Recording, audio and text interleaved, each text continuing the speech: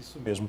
Sem contar, Raquel, antes de tudo, que o ex-general, né, o ex-chefe do GSI é uma peça fundamental na questão da CPMI de 8 de janeiro. Né?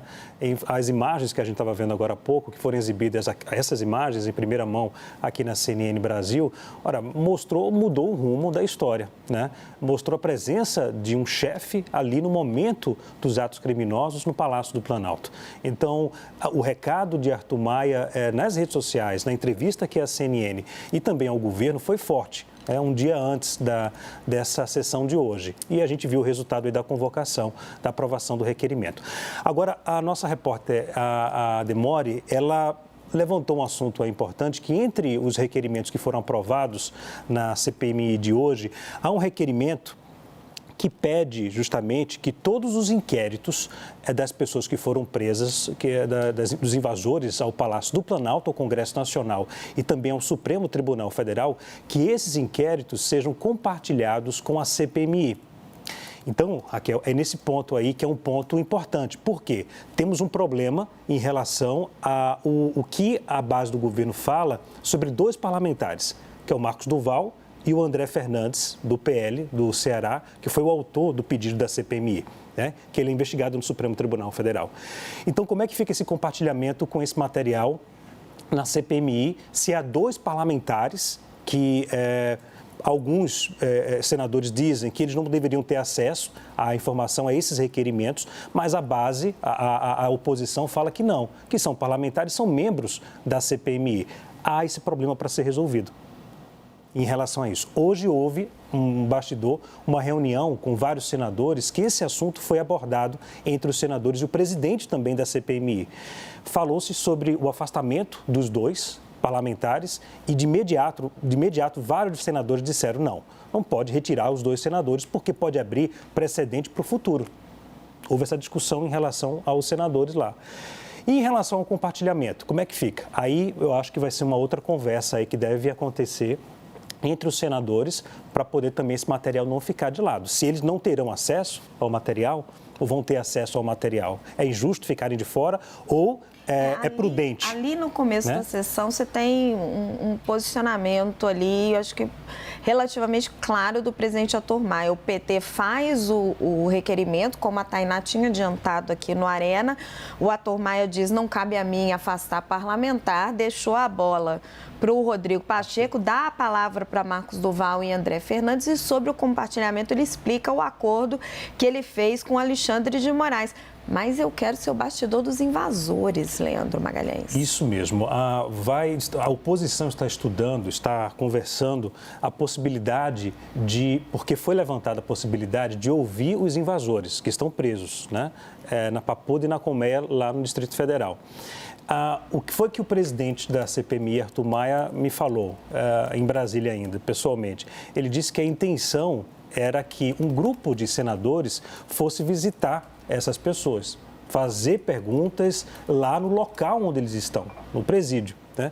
O que a oposição está pensando? A oposição está pensando em questionar isso, está pensando em convocar os presos para irem ao Senado Federal. Vai ser uma discussão longa também, porque acredito que vai passar pelo presidente do próprio Senado, Rodrigo Pacheco, né, para poder receber. A oposição defende esse ponto de ouvir os presos, os invasores, aos palácios em Brasília, pessoalmente no Senado Federal, e não esse grupo de parlamentares, de senadores, ir ao presídio da Papuda e Colmeia para poder ouvir. Há um problema também aí, porque até o momento os senadores não têm os nomes ainda dessas pessoas, porque até agora não foi compartilhado, né, esses documentos, está sob sigilo, os inquéritos de cada um estão no Supremo Tribunal Federal, ou seja, é preciso ainda esse material chegar para tomar conhecimento e saber os nomes de cada invasor, né, de cada pessoa. Isso é um ponto importante, Raquel, só para finalizar, que através dos nomes a oposição vai ter um elemento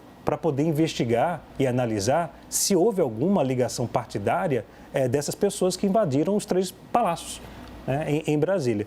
E sem contar que há também outro fator do sigilo, que esse material vai para o Senado Federal sob sigilo e vai haver um controle ali de um sistema, como foi feito nas CPIs anteriores, para não vazar nenhuma informação. Por exemplo, lá no Senado há um sistema que eles colocam lá a SGM, que é a Secretaria-Geral da Mesa, que a pessoa que acessar o sistema no Senado, o funcionário ou o senador, fica registrado ali quem foi que acessou por último. Porque se vazar alguma coisa, subentende que foi a última pessoa. Clarissa, jogo para sua avaliação esse bastidor que o Leandro traz. A oposição quer tirar os invasores de dentro do presídio, trazer para o plenário do Senado. E ele está mostrando essa tentativa de cruzar o nome das pessoas para aprovar a tese dos infiltrados, certo? A gente sabe que eles não têm maioria no plenário para aprovar isso, mas hoje nós vimos a força que eles acabam tendo por conta de Arthur Maia, que desequilibra essa balança quando ele joga o seu peso ali. O governo acaba tendo que ceder e, enfim, dá um pouco ali mais de equilíbrio. O que você avalia dessa estratégia da oposição e desse armistício aí que apareceu entre o presidente da CPMI, Arthur Maia, e a relatora Elisiane Gama? Bom, primeiro ponto, Raquel, eu acho que é o seguinte: o governo está muito confortável com o placar na CPMI. O governo tem muita clareza de que eles têm aproximadamente 20 votos para aprovar os requerimentos que julgarem mais adequados.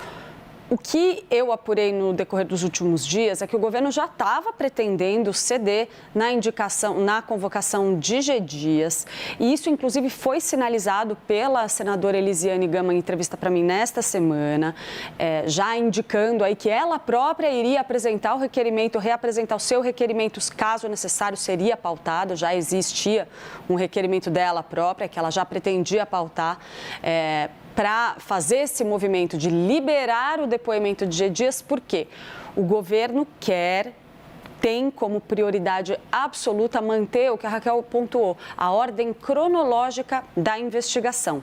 Por que isso é tão importante nesse movimento? Vamos ceder para a oposição, entregar um pouquinho um depoimento que eles consideram estratégico. O ex-ministro do GSI, que aparece naquelas imagens, ajuda a sustentar a narrativa deles nas redes sociais, que seja do nome ligado a Lula, que estava lá no meio da confusão.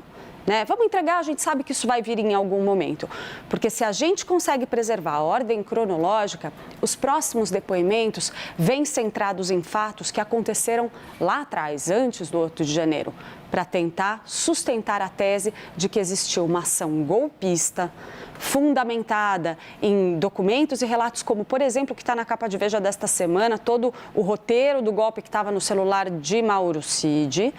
Essa tese tem que ser validada nos próximos depoimentos na avaliação do governo.